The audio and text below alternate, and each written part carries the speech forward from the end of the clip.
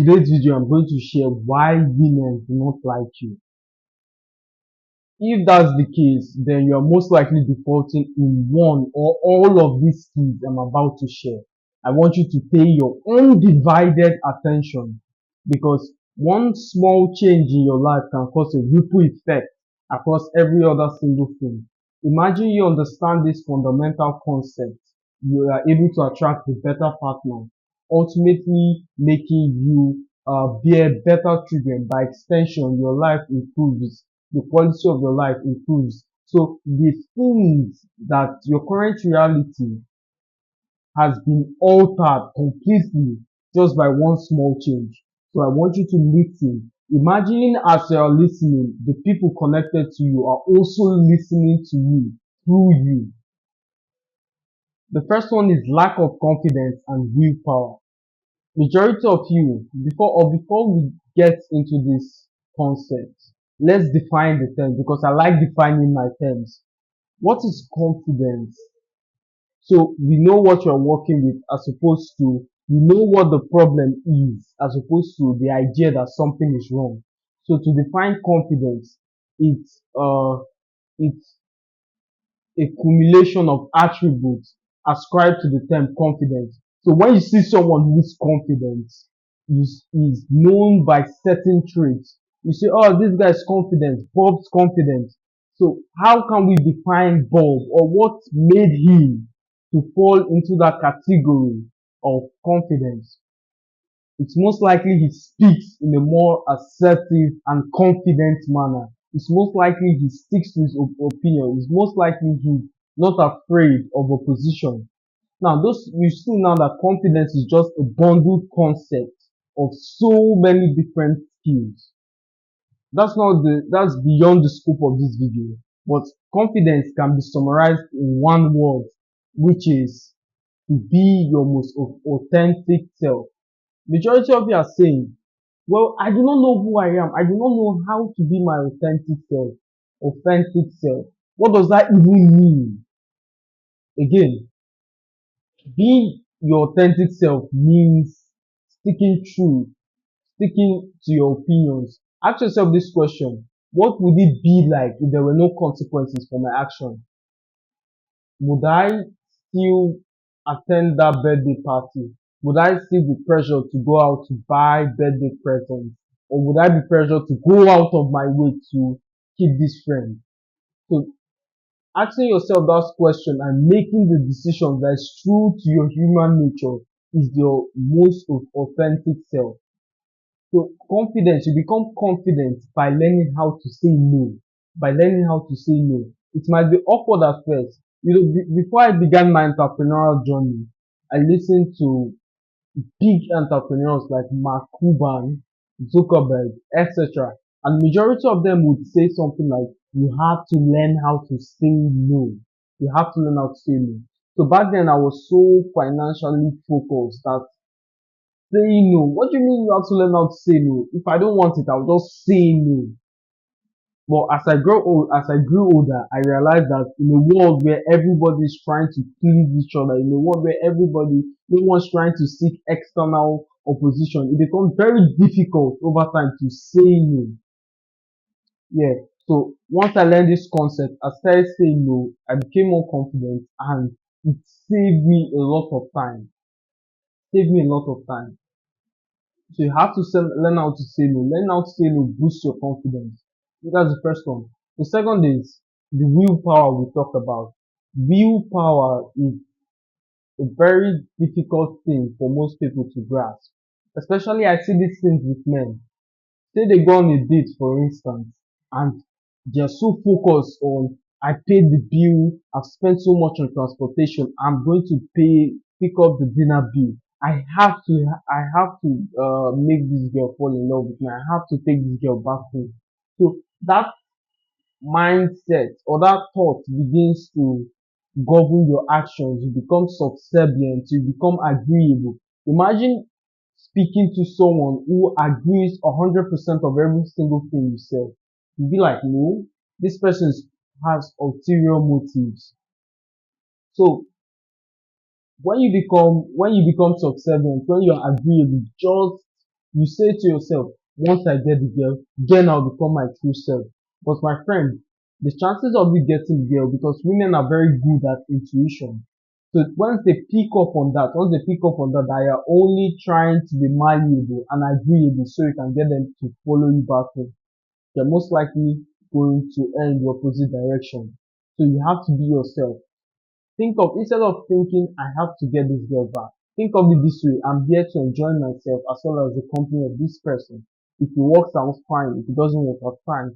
If you go into that dinner table with this mindset, you see that you become more confident once she asks dumb questions, because women certainly do. You ignore the stupid shit. All questions doesn't require you to answer. Learning how to ignore certain questions, like how much did it cost for you to get here from your place to here? You ignore certain immature or unnecessary questions. Questions that, if answered, would produce little to no value. So those are questions you struggle, and that signals confidence, because majority of people do not know how to say no. They have no willpower whatsoever. They are subservient and they are there to serve. The second one is hygiene. I can spend a whole week expounding this concept, but for the sake of this video, I'll be very concise. Majority of you smell like crap. That's the reality of it. Majority of you stink. Majority of you smell. I heard of a story of a king. He was once confronted by his loyal subject. "O king, your mouth smells." He was shocked.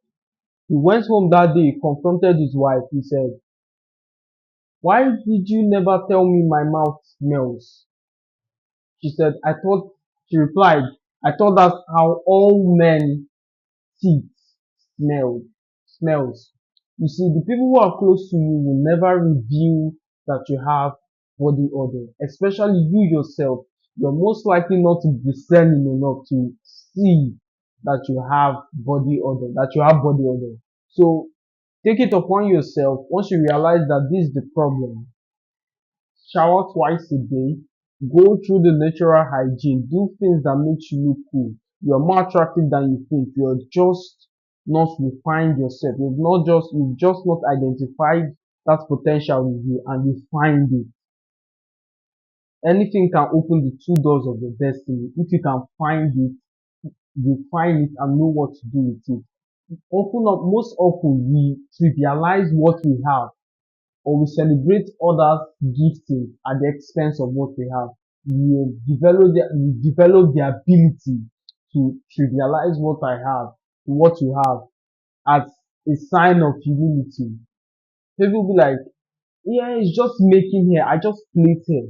Don't royalties plait hair? Don't kings plait hair? Why are you not the staff making their own hair? So like I said, any single thing you have can open the doors of your destiny if you find it, and refine it once more. It's like the woman in the Bible, the woman who Elijah asked, "What do you have in your house?"